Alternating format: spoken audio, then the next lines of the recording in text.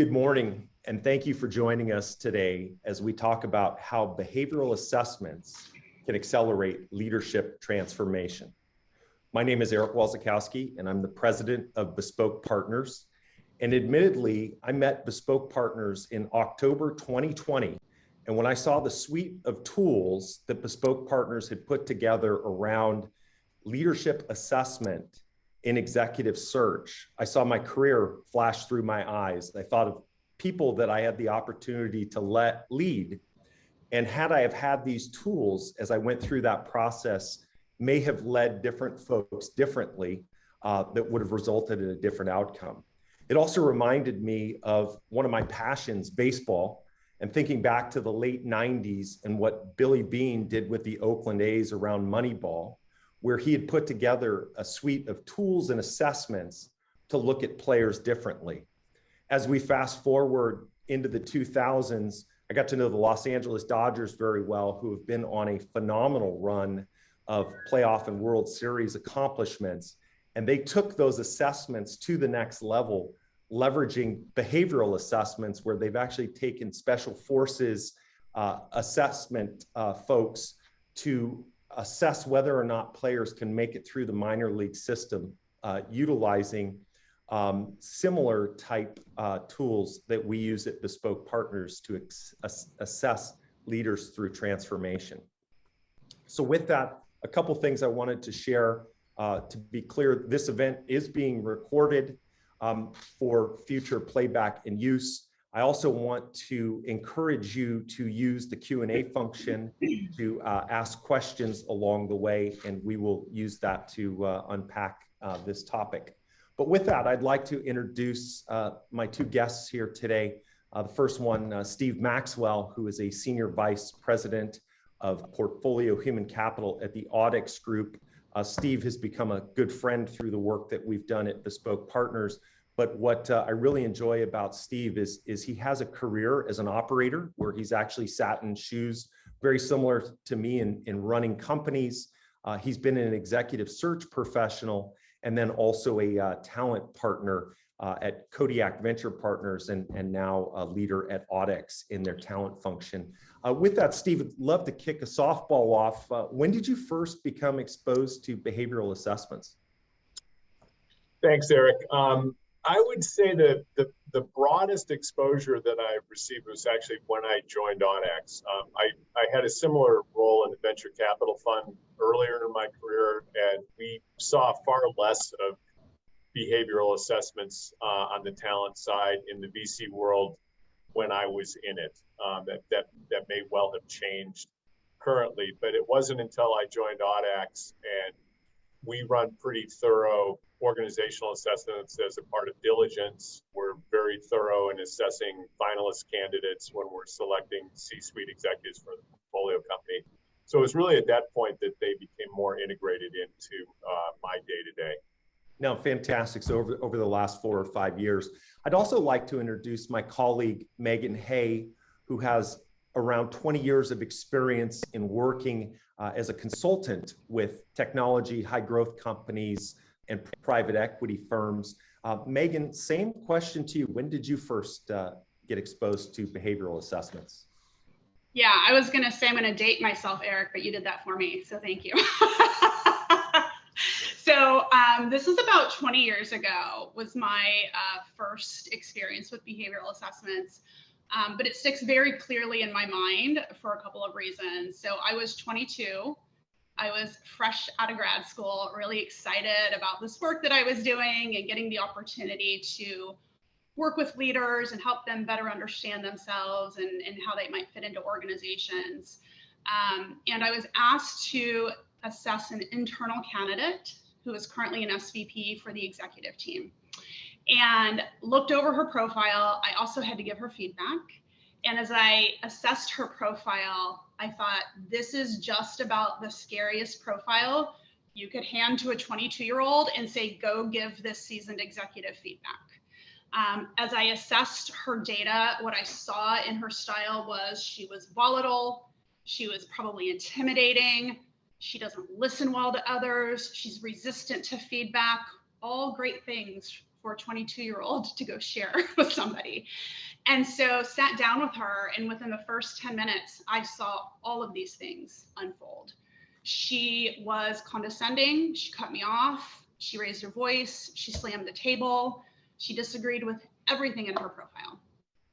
And I learned two really critical things that day. One was just how scary accurate these tools can be. And two, the power of in the moment feedback. And so what I chose to do was stop her and say, can I share some observations with you? And I gave her examples of the things that I was seeing from her in the moment and how it was impacting me. And it turned the session around. She cried. She was vulnerable. We had a very open conversation. And while she did not get the role, what we did do was engage in coaching and worked on these things. And happy to say that she went on to have a very successful career. Oh, fantastic. What an entry into the world of behavioral assessments. Yes. And truth be told, Megan, I thought you started with behavioral assessments in kindergarten. So right. I don't want to date you too much. True. Yes, that's accurate. So let's move on quickly. I want to make sure that everybody knows who Bespoke Partners is as the host of this webinar. And so when you think about us at Bespoke Partners, executive search and leadership advisory, we focus exclusively on private equity software all day, every day. That's what we do. We have a mission to raise and elevate the talent thesis within that world. And we've achieved industry-leading success since 2011 when we started, completing over 800 C-level searches, working with over 230 portfolio companies. Average days to close in 2021 was 86. We've worked in over 30 software and SaaS verticals. One of our claims to fame is because we know the industry so well, we do on average 10 back channel references per search. And then the thing that really sets us apart is we measure success based on how long the executive has been in the chair that we've placed. And we have a track record of 99% success rate. The executives we place are still in their chair 2 years later. And I think that really has to do a lot with what we've coined as Search 2.0, which are these data-driven assessments in the middle of the search process. And so while many think assessments slow down search, we've actually proven out that it's quite the opposite, that it actually speeds up search. And so with that, we're here to talk today about behavioral assessments. Megan, can you help us with a definition of what is a behavioral assessment? Yeah. And here's what you guys are going to learn. If you know anything about the Hogan, I'm high colorful, high mischievous, high hedonism. So I like to use stories versus just give an academic, definition of things. So thought I'd share a little story to highlight what a behavioral assessment is. I got a call a couple years ago from a client that I tended to do a lot of coaching work with. And they called me and they said, we need your help. We've got a CFO who is going off the rails, lots of problems. We need you to come in and coach him and help him get back on track. And so let's just call him John for the sake of simplicity. So I started to look into John's background, looked him up on LinkedIn, and I was extremely impressed with his background and his experience. Started having some conversations internally with the organization, and what I learned was the PE company loved him. He had, like I said, the right pedigree, the right experience. He had private equity experience. He had seen the right scope and scale, was doing everything beautifully from a technical perspective, and had a ton of credibility with the board and the PE firm. However, as I started talking to the CEO and rest of the ELT, I was hearing a different story. This was somebody that the team found to be extremely abrasive, difficult to work with, not collaborative, rough elbows, and as a result was really struggling to gain any sort of credibility or traction with the rest of the team. And so also did an interview with John himself where I talked to him for a bit, and coming out of that interview, what I discovered was he was not coachable. He had a lot of insight into his style, but did not really see a reason for needing to change it. He felt like he'd been successful to date with the way he had done things. But the challenge was the culture was very different in this organization, and it just wasn't going to work. And so this is, I think, a really beautiful example of the difference between the what of leadership and the how of leadership. And so when we think about behavioral assessments, it's getting at the how of leadership. So what is somebody's style going to look like? And is that going to work with a particular culture or environment? Thank you, Megan, for that. And Steve, when you think about the behavioral assessment and the how of leadership, how does that contrast with how you use behavioral assessments at Audix? Yeah, so I think the reference to the coaching piece, we do use assessments and we do get involved in coaching our executives, but the majority of the use for assessments for us is on diligence on a new deal and then selection of executives. So when we're going through and looking at a new company to acquire, provided we have time, we'll do a deep dive organizational assessment on the existing team, and that will include the use of the Hogan assessment as a part of that process. And then we try to incorporate assessments into the selection process that we go through when we're hiring C-suite executives into the portfolio. And I'm using C-suite because it does tie more closely to the particular tool. Again, we're using the Hogan. There are other tools out there that are comparable that others would use. I'm just giving you that specific example.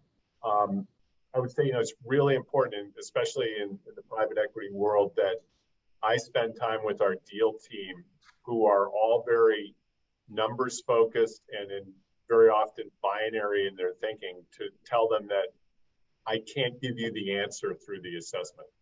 They will, and believe me, that's what they want. They want to say, well, okay, on this Hogan, should I hire the person or not? And it's really important. So we use it, and I have to reinforce this over and over again. It's one data point. It's a tool that can help inform how you're going to interview this person, situations that you want to put in front of them to ask them how they would react, and make sure that they understand that it's just one data point in that process overall. But it's become a very important one for us. And I would also say that the fact that we have adopted one assessment that we use begins to build comfort with the language. So if we're talking about derailers in the Hogan, the team begins to understand what we're talking about the more often that they see them. And that's been very beneficial for us. No, absolutely. And Steve, I think it's really important to overemphasize here. There is no magic bullet. It's a guide for us. And so when we think about executive search and how we use that, when we Hogan the ELT team and look at the candidates against the ELT team, it's not a score that comes out that says Steve Maxwell is the perfect candidate for this situation, as opposed to an assessment that comes out that then we have the opportunity to dig deeper on different attributes in the fit, and really it leads to greater cohesion, wouldn't you say, Megan? Mm-hmm. Yeah, that's exactly right. It's not a yes, no, thumbs up, thumbs down. It's here's a hypothesis about how this leader style could play out. Let's dig in to learn more. Yeah, look, I realize that you guys are doing this seminar for a reason. So it really isn't intended to be a free ad for Bespoke, but I will tell you that the experience we had working with you guys on a couple of searches led me to look at assessments somewhat differently with regard to your point, Eric, about the ELT, the executive leadership team. The context in which the candidate's assessment is placed alongside of the broader management team's Hogan's is incredibly beneficial for us to sort of look at that selection process in a more holistic manner and how it impacts the broader team dynamic in a company.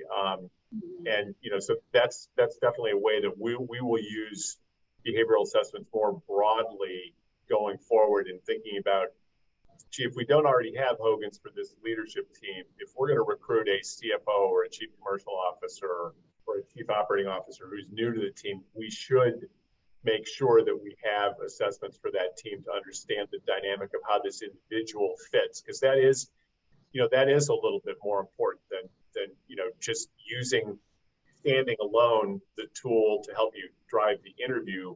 But when you're understanding how will this person interact with the CEO or their other peers on the leadership team, it becomes incredibly important to have the data on everyone on the team. Absolutely. And I think, Steve, as you mentioned the word fit, I mean, that's one of the words we use quite often, which is how does this candidate fit with the executive leadership team? And as I start to think about the current macroeconomic factors that are going on in the market, turbulent times, dare we say, pending recession. I think back to my career, and the first recession I went through, I was actually an investor. The second one, I actually operated a business as a CEO through. And the pressure of the market really puts pressure on the team because your margin for error is less in these turbulent times. And so you really need a cohesive team, whether it be a CRO who knows what levers to pull to grow through these turbulent times, or a CPO or CTO to know which factors around eliminating technology debt are most important that bubble to the tops to make sure that you're very judicious with funds through these turbulent times. Steve, as you're looking at the macro economic environment, how are you looking or assessing your teams and whether or not they're not equipped to weather the storm? Yeah, it's a good question, Eric, and I think I'd probably answer it more from looking at new executives coming into the portfolio. And again, I would say there certainly are elements in the behavioral assessment of certain things you could look at as to how well do they deal in a stressful situation. Of again, if you're going to geek out on sort of Hogan stuff, if they're high excitable, you may want to drill down on that a little bit as to how they're going to deal with a pressure-packed situation. But in looking at executives joining our teams now, I don't know that it will be dramatically different from a standpoint of how we would have hired them a year ago, other than we'll drill down on specific experiences that they've had in a down economy, right? We may tweak our key accountability scorecard to say, has successfully navigated a downturn and, led a team through a difficult transition period. But for the fundamental skill set and the types of individuals we look to hire, I'm not sure it's going to be dramatically different right now than any other time. No, fantastic. And I appreciate that. And you mentioned the excitability. And on that, Megan, how do these behavioral assessments allow you to focus on what matters? Yeah, so a couple of things. Came across a study a couple years ago that really struck me and stuck with me that I wanted to share. And it was conducted by Leadership IQ. It's been referenced in the Harvard Business Review. So they did a 3-year study where they looked at over 20,000 leader placements into a new role, new organization. And they looked over an 18-month period to say, how successful are these folks? What they found was only about 20% were deemed like fully successful, and over half were deemed not successful. And it was really interesting when they dug into why. And I wanted to throw this out to the group just for a fun little opportunity to interact. So folks in the audience, I'd be curious to get your thoughts on what percentage of those who failed did they find it was due to lack of technical capabilities? So if people want to just throw that in the chat really quickly, and then I'll share what percentage it was. And as you're answering the question, please keep the questions coming. I've got a list of those going that we will work into the discussion for sure. Yeah, excellent. I'm seeing some folks being pretty close. So what they found was out of those leaders that failed, only 11% were deemed due to technical capabilities. Pretty powerful metric there. And so when they dug a little bit deeper, what they found were the top 3 things getting in people's way from them being successful. And this aligns with some of the things Steve was sharing. One was not working well with others. Surprise, surprise. When I get called into coach, that's typically what I hear. 2, how a leader can deal with and how they react to stress. So it goes back to Steve's comment on high excitability, which I'm gonna show you a little bit of the Hogan in a moment, but that's a measure of how well a leader can deal with stressful situations and how do they respond when things get challenging. And then 3, not being open to feedback. So again, it all goes back to the how of leadership. And so one of the things Bespoke is doing is really using behavioral assessments, and we use the Hogan to do this, to really understand what's the style of the leader, both in terms of their strengths and their risks, and what are their stylistic things that are going to come out and potentially get in their way when they're under stress. We call them derailers. We all have them. They just look different for different people. So we really want to understand a leader's derailers, because private equity is a stressful environment. We're going to see these derailers come out. How self-aware is the leader? Do they know this is something that could get in their way? How do they self-monitor and manage and work to mitigate that risk? Number 2 is, how is that leader style going to fit into the unique culture and the team? And so when you think about a leadership style, what could be viewed as confident in one culture and as a plus could be viewed as egotistical in another culture. Same leader, same style, just perceived in different ways based on the culture of the organization. And we know when those things don't mesh, we get organ rejection. And then the other way we're using it is to really think about, how do we amplify the ELT's flat spots? This goes back to what Steve was mentioning before in terms of leveraging the Hogan for the ELT. So we have the ELT take the Hogan, and I'll show you in a moment what that looks like, to really understand what are the unique dynamics of this particular ELT group. What are the things that this group has in common with each other that if we're not looking for that in candidates, again, we're going to get organ rejection because it's just going to be too different than the way that this team is operating. But even further than that, what are some things that this ELT could potentially be missing stylistically? Something that's preventing them from being as successful as they could be, and will be additive to the team if we could find an executive to bring in a little bit of that diversity of style to help round this group out. That's really helpful, Megan. And before we actually go into the specific tools, because I see the last 3 questions on the list really will be answered as we talk through the tools. I want to tee up for Steve the question by Jamie Jacobs.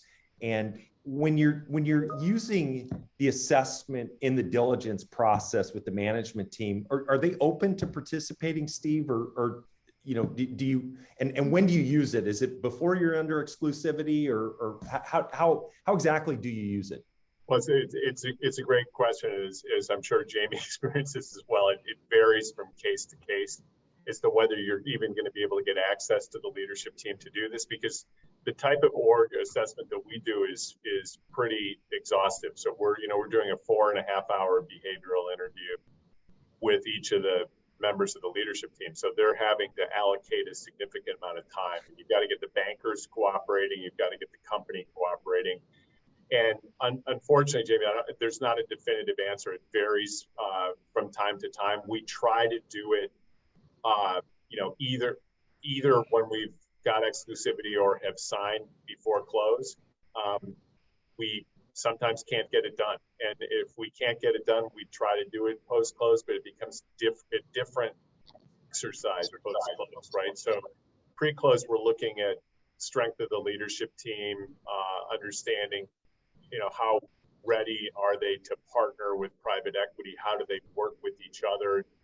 And in combination with the assessment, behavioral interview is a critical component to determine, is this person likely going to scale? Our model is buy and build. So the business that they're in, when we buy them, it's going to be 3 to 4 times the size when we go to sell it. So do they have the skills and capabilities to scale with the business? And that's the reason we do that. But kind of long-winded way of saying it just depends. If we have time, we try to do it pre-close. I would say, do the team members, are they open to participating? They kind of, I'm not sure they have in certain instances, they have much of a choice. And I would say they're open from the standpoint that they want to get the deal done. Most situations, it's going to be a lucrative transaction for them. They understand it's part of the process. and they go through it. I will say that when we have to do it post-close, it's different because at that point it becomes more of an understanding the team dynamic. It can be some team building element going forward versus the output that we're looking for sort of pre-close. No, absolutely. And in our work with the executives, a lot of this is explained around better execution within the company. And so by going through this and truly understanding this, it's going to lead to better results. And so I think, that's part of the thesis there. Robert and Manish, you've asked great questions that we'll get to as we unpack this around tools and techniques. But the anonymous attendee that asked about how and why we selected the Hogan, Megan, why don't you take that to kind of kick off the tools and techniques discussion? Sure. Yeah, happy to do that. So with my extensive experience doing assessments, I've probably touched all of the tools out there at some point in one way or another. And there are a lot of good tools out there, and there are other tools that I would just not touch at all in a work setting. That said, Hogan does rise to the top for me. It's been my favorite tool to use for the past, I would say, 7 years or so. And the reason for that is a couple of things. One, it allows us to go both broad and deep on a leader. So we can get at a leadership style in terms of how are they going to show up in a day-to-day capacity? How are they going to show up when they're under stress? What are their values and the things that they care about? And that helps us really understand what kind of culture are they going to work best in and what kind of culture are they likely to create with their team. So it doesn't put them in a box, which can often be really helpful if you're trying to get at things like very simplistically and get just a really quick snapshot of somebody, but rather it looks at all of these factors. And then within those factors, we can go deep as well. So what one person's ambition score could look like, we could have another leader with a similar ambition score, but there's data behind the data, and allows us to get very nuanced with how that score is likely going to show up, and it could look different for different people. The other thing we really like about the Hogan is it helps us understand how a person is likely to be perceived by others. Now, how do people see themselves? But how are others likely to perceive them? And when we think about those interactions with the team and how they're going to come across to others and how they're going to work with others, how they're perceived is critically important. And the way Hogan did that is they leveraged 360 data and they cross-correlated it with Hogan data to say people who score this way on a 360 tend to score this way in a Hogan and vice versa. So it really allows us to feel that the data is very valid and accurate in terms of how a leader is going to come across. And Steve, you were using the Hogan before we met. Anything you agree or disagree with what Megan has said around why you all came to the conclusion the Hogan was the best tool? Yeah, I mean, for me, what I really liked about it is what they call the bright side and the dark side. So having those derailer elements there that you can drill into, and I just found that to be very valuable. I also like, and this will be a dispute, and I'm not qualified to have it with anybody who's deep into behavioral assessments, but I actually like the fact that it doesn't label people. I don't love the Myers-Briggs of alphabet soup of what you are, or others that sort of say I'm a such and such. I realize that there's value in those types of tools as well, but where we wanted to be able to use it to really drill in a detailed interview, this was the tool that gave us the greatest amount of data. And I saw one of the questions was, when do you give it, before or after? I mean, for me, the value is you give it before the interview, because it really informs areas in which you want to drill down on during the interview.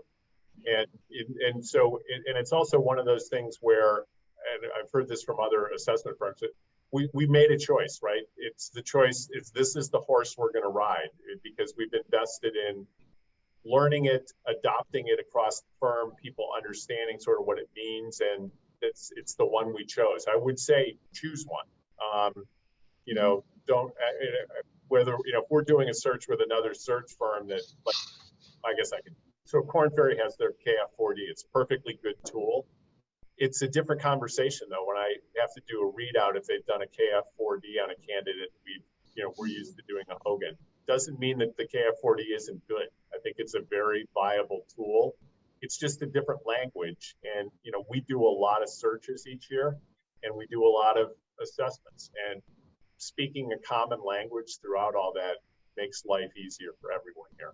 Yeah, absolutely. And I think, Steve, one of the key things you put on is the derailers and really calling those out, because what we've found through these assessments, the interviews and the back channels, the way we ask, the most successful executives have found coping mechanisms to deal with their derailers in high stress situations. And so that's candidly one of the things we're trying to solve for as we go through the search. And I think that's a great lead in, Megan, to kind of hit on Manish's question on when we do deploy these tools that then can take us into what are the actual tools we're using. Sure. Yeah, I'm happy to show a couple of examples. So what you guys are seeing here is just a couple quick snippets of what we call our fit profile. It's not the report in totality, but just a couple of interesting slides that I wanted to share. So what you're seeing here is what we call a heat map of the ELT. And so Steve mentioned one of the things he loves about the Hogan is the bright side and the dark side of a person's style. What you're seeing here is the bright side of a leader style. And so we give the Hogan to each member of the ELT, and we build out this heat map. And what it allows us to do is it allows us to start to really see clear trends in this ELT. So where is the team sort of spiking and elevating on certain scales? And where does the team have lower scores on certain scales? And now, mind you, high is not good, low is not bad, okay? It just has different implications, and there are positive implications of being high, and there are negative implications of being high, and same for being lower on the scales. But it allows us to start to hypothesize what are likely the dynamics of this ELT. Where do they shine, and where are their areas of opportunity? And what I have found from doing this with ELTs, and I go to debrief them on their results, is there's often not a lot of surprises around the strength, right? I'll say to the team, hey, what I'm seeing in your team profile is you guys are extremely driven, ambitious, you care about results, you're comfortable with risk, you move forward quickly, you don't have a lot of time for BS, right? You're going, yeah, that sounds like us. And we need a leader who's like that too. But what they don't often have a lot of insight to is what are the implications of some of those strengths overused? So what that could look like is a team that is like bright, shiny object syndrome. Oh, that sounds really cool. Let's do that. Oh, well, this sounds cool too. Let's do that. Oh, that sounds great. Let's do that. Moving really fast. Lots of big picture ideas. But nobody on the team is helping this team pause a beat and say, let's really think through the implications. How are we going to prioritize this? Do we have the resources to get this done? And when I bring that to light of what we're seeing on the team, they're like, oh yeah, that does happen. All right, let's talk about the implications of that. And then it helps us to say, might it be beneficial to bring in a candidate who can add that diversity to this team? We don't want to bring in somebody who's going to slow you guys down so much that it creates frustration, but maybe somebody who's got a little bit more diligence in their decision making, somebody who's a little bit more operationally minded to help plug that hole, if you will. So we run the Hogan on the ELT, we create the heat map, and then as we start looking at candidates, we're able to take each of those candidates and just put them very visually next to the ELT to start building a very powerful visual of how are each of these candidates going to interact with the CLT? Where are they going to add value? Where might there be opportunity? So we do that with both the bright side of leadership as well as the derailers. And so this is an example. And Megan, I just want to pause for 1 second to clarify. Yeah. There was a question that came in. Each column on this heat map is a different executive on the leadership team. And so that's an important thing to point out. This is a really important clarification, Eric. So what you're seeing right now, let me give you an example. The first column where we see 1, 14, 2, 4, 22, that is not one executive. I suspect they might not be on the team if that was their profile. What you are seeing, we take each of the scales and we rank all of the executive scores low to high. And what that allows us to do is see patterns and trends versus what each executive is scoring. Now, we do include a slide with each executive score on it as well that we provide to the company so that you can break it down further and see, okay, our CRO, what's their style like? And let's get a sense of what's going on there. But for this illustration, I just wanted to show how we sort of group these scores together, because it makes the themes really pop as we look at the ELT. Yeah, absolutely. And I think another great question came in from Katie Cooney around using the Hogans for selection and understanding the profile that fits a particular role. And I think, as Steve pointed out earlier, there's no magic bullet or magic score. But if you look at the number of instances that we've done with over 800 leaders that we've taken through our executive searches, we actually do have built out profiles of executives that tend to do a little bit better in a given role than others, given their profile. But I will say that each instance is unique depending on the rest of the ELT and what you're solving for on the ELT. Would you agree with that, Steve? Yeah, I would. Look, I mean, we would love to have a model that sort of says, this is the ideal Hogan for a CFO.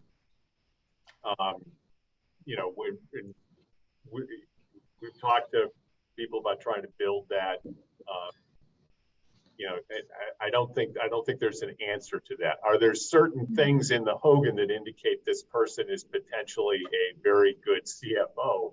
There are, but it's harder to, especially in a world that is driven by data analysis and validation, and that's why these tools have developed over many years. It's once like if you pick up the phone and ask Hogan or any other predictive index or any other firm to help you build that model, they say, well, I need all of this data in order to begin building something that is statistically valid, and that's where your head and your wallet start to hurt a great deal as you start to think about really trying to do that.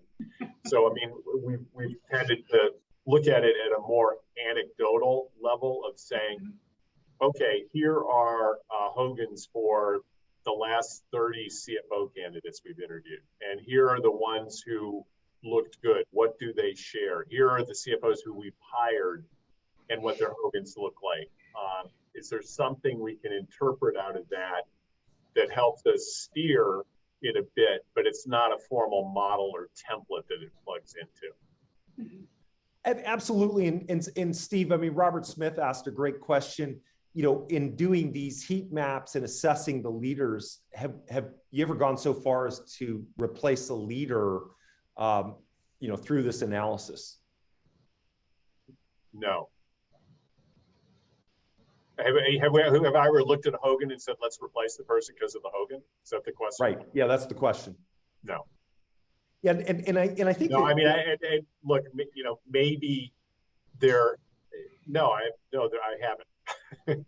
There certainly are things when, in hindsight, you may take a look at and say, oh, we ended up getting rid of that person. And now that I look at something that maybe we didn't pick up on or drill down enough on with the person, it was a clear derailer that they're going to be disruptive in meetings, that they're going to not take feedback, they're not going to listen.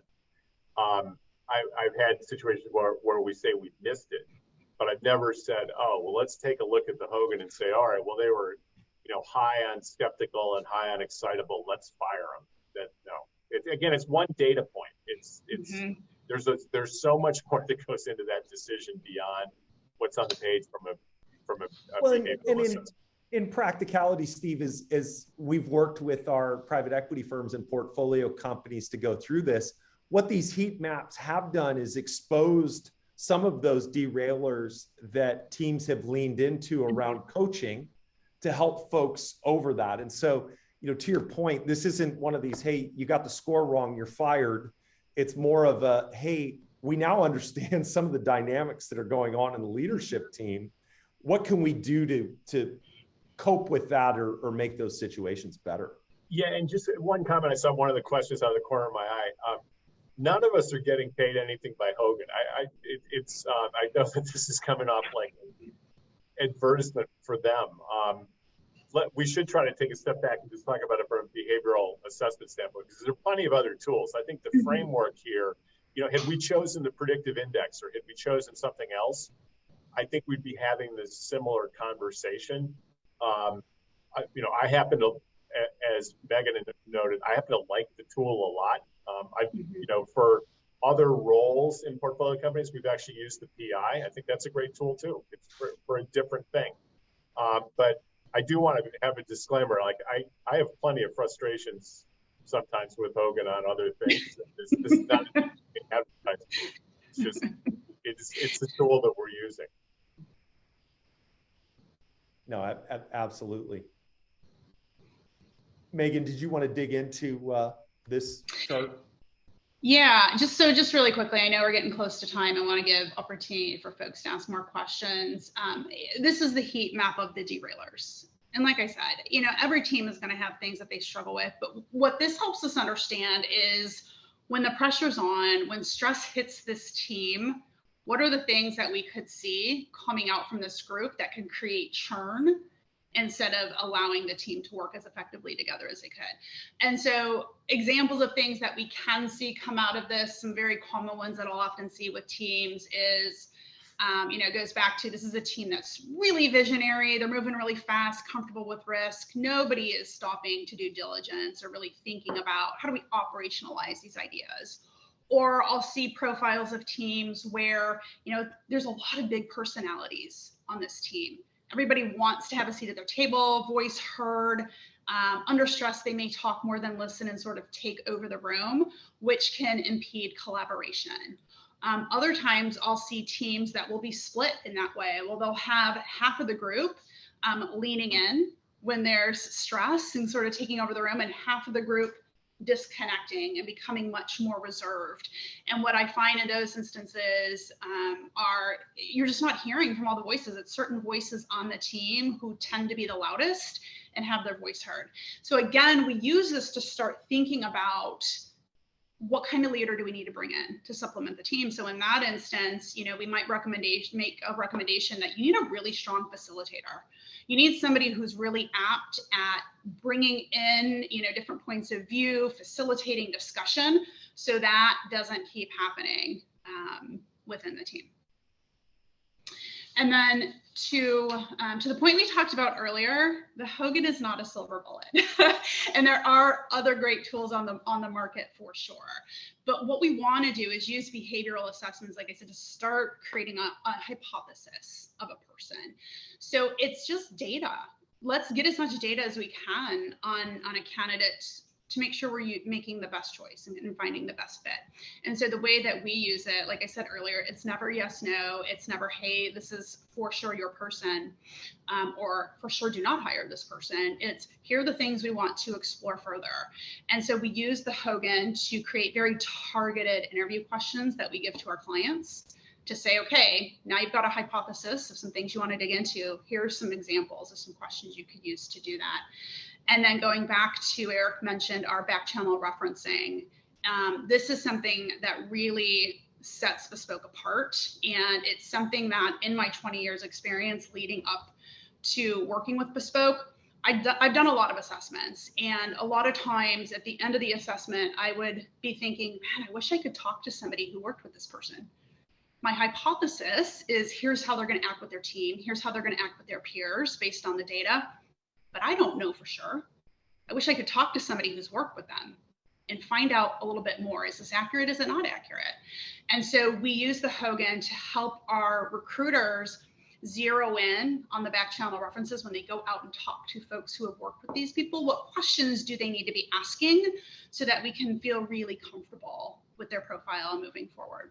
And we've got examples where, yes, of course, we've done the back channels and it's corroborated some of the risks that we've seen within the profile, and we've decided not a good fit. But I do have an example recently where I was assessing somebody's profile, and what I was seeing in her profile were risks around not being assertive, maybe not speaking up, pushing back on senior leadership. And this was a role that really needed to be able to push back on the CEO. And so what we did is we went out and talked to multiple people that had managed her and said, hey, is this something that you've seen? And they all said, no, she actually does this really well. And so it got us and the client very comfortable that this wasn't a risk that we needed to be concerned with. They hired her and she's been very successful. Yeah, and Megan, I'm glad you shared that example.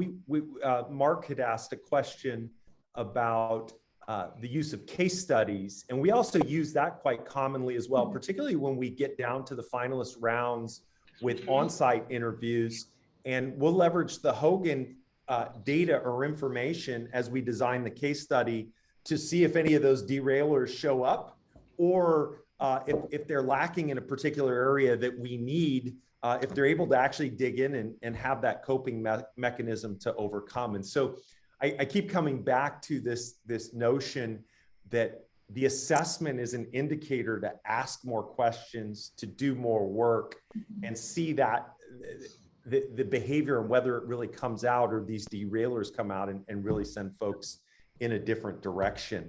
And of course, through our work, each situation is individual. And so we look at these different things in terms of size of company, complexity, whether we have a founder transition or not that we're going through, where we may need to over-index on EQ around some of this stuff. And so there is no one size fits all for this. It simply is another tool. With that, Steve, we're kind of coming up on time here. Wanted to see if you had any parting thoughts for the group. I mean, I think we've hit on most of them. I think most importantly is the fact that it is not a silver bullet. It's one piece of data in a very complicated process, and a process that is a critical decision when you bring a new executive into a role. And for us on the private equity side, we're looking at risk mitigation, right? And sort of everything that we do. And one element of that is building that leadership team, and what are the tools that we can employ to ensure that we're as thoughtful as we can possibly be in going through that hiring process. And we've decided to incorporate this into that process. But there are other elements, right? Building a competency model, thinking about a key accountability scorecard. How do you interview? How do you reference at the end? This is one piece of the puzzle, but a very valuable one. No, fantastic. Megan, any parting thoughts from you for the group? No, same as Steve. Like I said, I've been using assessments for about 20 years or so, and I think it's such a key critical component to understanding the full picture of somebody and not over-rotating just on technical expertise, which is obviously critical, but we want to understand the full picture. But as Steve said, it's never a yes, no, because it goes back to the example that I gave before, the first assessment that I ever did. This was somebody who was able to take the feedback. They were open. They, worked on developing themselves. They worked on mitigating those things in the Hogan. And so while some of that behavior, right, like that style is always going to be there underlying, people can, with self-awareness, work to manage their behaviors so they're not coming across in this way anymore. So that plays a huge part into what you're going to see in a person with the data. So, just validating what you're seeing and finding additional ways to really think about, is this a risk? I think is really important. No, absolutely. And so in parting, just to summarize, these behavioral assessments have been a game changer for us in terms of surfacing additional information or leading us to additional questions that we need to ask for how candidates fit with ELTs, and has actually been a big part in us achieving these outsized results and this 99% success rate, because it really allows us to ask critical questions as to whether or not, one, is the candidate competent, but then two, do they fit with the team to achieve the investment thesis. And so appreciate the discussion. Steve, Megan, thank you for your wonderful insight today. Want to thank the audience for the thoughtful questions. I think it really added to the fruitful discussion that we had. And then of course, want to thank Hunt Scanlon for organizing this webinar. Everybody have a wonderful day. please feel free to reach out to us individually if you have additional questions. Thank you all. Thank you. Thanks. Bye-bye.